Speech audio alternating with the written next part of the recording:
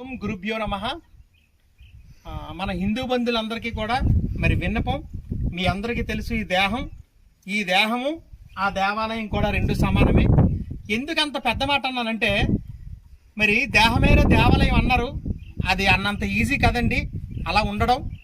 ఎందుకంటే అరిసత్వర్గములతో సమాజంలోని భక్తులు దేవుడి పేరు మీద నిజాయితీగా ఉండకుండా, నిక్కచ్చిగా ఉండకుండా, మరి వాళ్ళు ఈరోజు ఎందుకో తెలియదు కానీ పేరుకే దేవుడు, లేకపోతే పేరుకే ఆ యొక్క మతం, ఆ సేవ అంటున్నారే తప్ప నిజాయితీగా ఎవరు లేరు.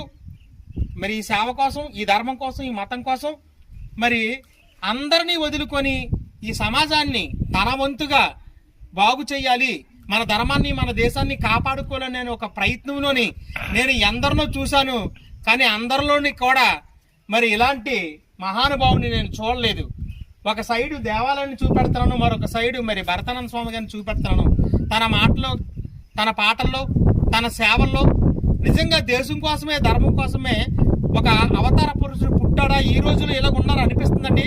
ఒక విగ్రహం పడుతున్నారు, విరాళాలు తీసుకుంటున్నారు, ఒక గుడి కడుతున్నారు, విరాళాలు తీసుకుంటున్నారు, ఒక సేవ చేస్తున్నారు, విరాళాలు తీసుకుంటున్నారు. అంటే ప్రతి దాని దగ్గర కూడా వ్యాపారాలు చేసుకుంటున్నారే తప్ప ఈ భూమి కోసం, ఈ ధర్మం కోసం, దేశం కోసం నిజాయితీగా నా అనుభూతిని నేను చూడలేదు. అలా ఎవరైనా ఉన్నారంటే అది మన భరతానంద స్వామి గారు. ఓం గురుభ్యో నమః.